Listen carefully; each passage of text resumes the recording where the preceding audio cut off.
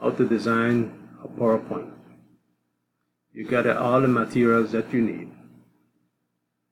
You make sure that you have your presentation logically set in a way that you're going to present it.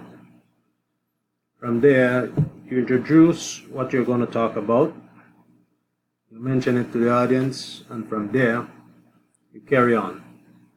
You introduce by having an attention grabber that will make the audience go wow or smile or laugh.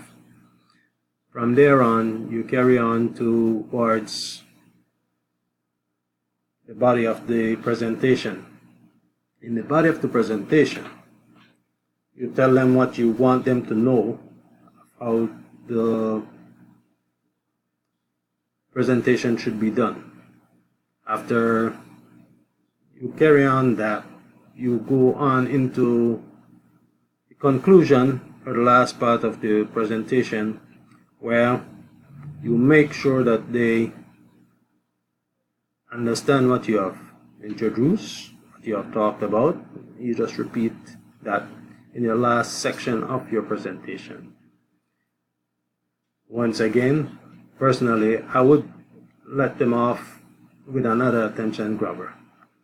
That's my personal feeling about any type of presentation.